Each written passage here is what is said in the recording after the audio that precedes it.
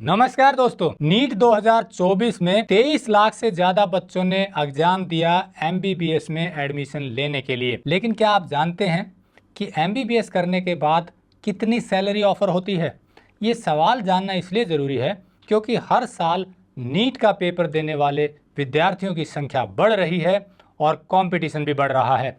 और इस बार तो जैसा आपने देखा, नीट में धांधली के इतने ज्यादा आरोप लगे और पेपर लीक होने के सबूत मिले, जिसके कारण जो ईमानदारी से मेहनत कर रहे थे उन विद्यार्थियों का भी सरकारी एमबीबीएस कॉलेज में एडमिशन होना कठिन हो गया है। तो ऐसे में विद्यार्थियों को दो फ्रंट पे लड़ना पड़ता है।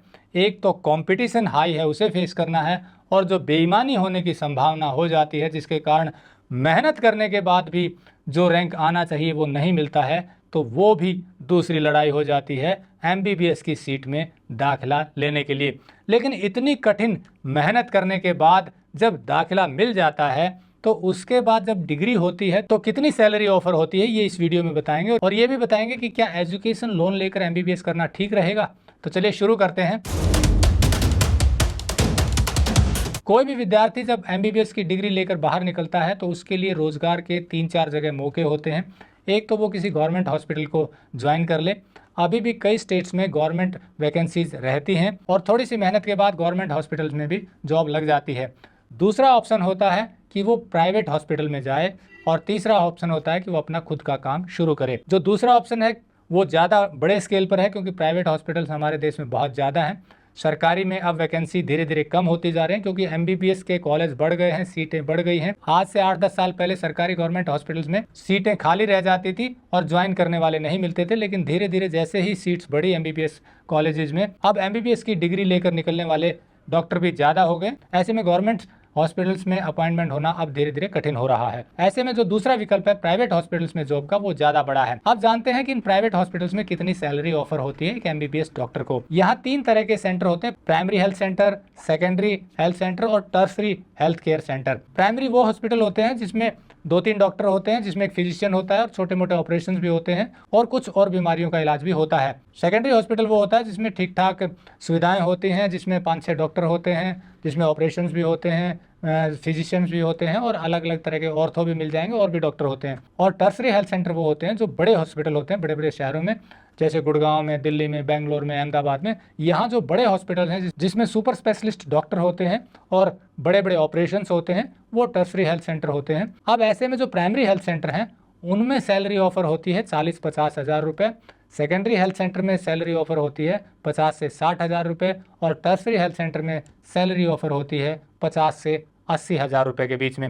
ये आपकी नॉलेज पर डिपेंड करता है, आपके स्किल्स पर डिपेंड करता है कि इस रेंज में आप कहाँ बार्गेन कर पाते हैं। तो इस तरह से एक फ्रेशर एमबीबीएस को 50 से 80 हज़ार रुपये के बीच में मोटा मोटी सैलरी ऑफर होती है। गवर्नमेंट हॉस्पिटल की बात करें तो वहाँ सैलरी थोड़ी ज़्यादा होती है। जैसे हरियाणा की बात करें तो यहाँ आपको हो सकता है 80-90 हज़ार रुपये से शुरुआत हो और फिर उसके बाद इंक्रीमेंट बढ़ते जाते हैं। अब तीसरा ऑप्शन है कि खुद का हॉस्पिटल शुरू किया जाए। इस ऑप्शन को एमबीबीएस डॉक्टर कम अवेल करते हैं क्योंकि उनकी कोशिश रहती है कि पोस्ट ग्रेजुएशन करने के बाद ही हॉस्पिटल शुरू किया जाए।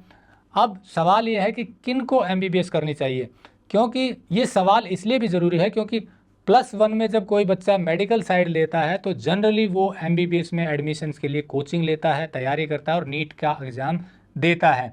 तो इसी कारण लाखों बच्चे हर साल ऐड हो रहे हैं नीट के एग्ज़ाम में। जैसे 2022 में 16-17 लाख बच्चों ने नीट का पेपर दिया, 2023 में करीब 20 लाख बच्चों ने नीट का पेपर दिया और 2024 में करीब 23 लाख बच्चों ने नीट का पेपर दिया। तो इस तरह 1-2-3 लाख हर साल बढ़ोतरी होती है। ऐसे में कंपटीशन ज़्यादा है तो सरकारी मेडिकल कॉलेज में जब सीट नहीं मिलती तो बच्चे प्राइवेट मेडिकल कॉलेज से एमबीबीएस करते हैं। और आपको जानकर हैरानी होगी कि प्राइवेट मेडिकल कॉलेज में जितने कम नंबर आपके नीट में हैं उतने ही पैसे ज़्यादा लगते हैं।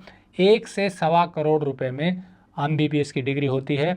अगर हाई रैंक है तो आपकी 70 से 80 लाख रुपए में हो जाएगी, पर ये बहुत कम विद्यार्थियों को इतने में डिग्री हो पाती है क्योंकि हाई रैंक पर ही 70 से 80 लाख रुपए लगते हैं, नीचे के रैंक पर पैसा बढ़ता जाता है।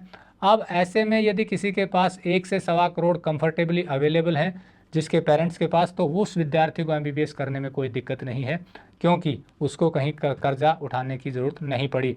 ऐसे में अगर उसकी सैलरी 50-60-70 हज़ार रुपये है तो भी कोई दिक्कत नहीं है।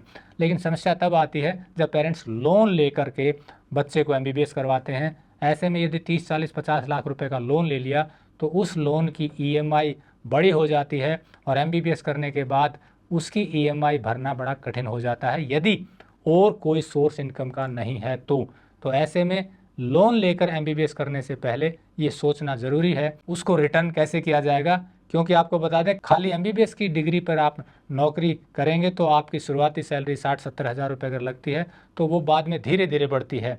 यानी कि आपको 10 साल का अनुभव होगा तो हो सकता है 1.5 लाख रुपये सैलरी हो जाए, 2 लाख भी हो सकती है, पर वो लंबे अनुभव के बाद पैसा बढ़ता है। हाँ, अच्छा पैसा मिलेगा पोस्ट ग्रेजुएशन डिग्री के बाद। इसीलिए एमबीबीएस करने वाला हर बच्चा लगभग पोस्ट ग्रेजुएशन डिग्री में एडमिशन की तैयारी करता है, क्योंकि अगर आप पीजी कर ली, स्पेशलाइजेशन हो जाता है तो फिर आपकी सैलरी 1.5-2 लाख रुपए मिनिमम से शुरू होती है और उसके बाद तो आपके स्किल्स पर डिपेंड करता है, फिर तो सैलरी बढ़ती जाती है। और कई डॉक्टर जो अच्छे स्किलफुल डॉक्टर हैं वो पार्टनरशिप में काम करते हैं हॉस्पिटल के साथ। इस तरह से पोस्ट ग्रेजुएशन के बाद पैसा की दिक्कत नहीं होती है।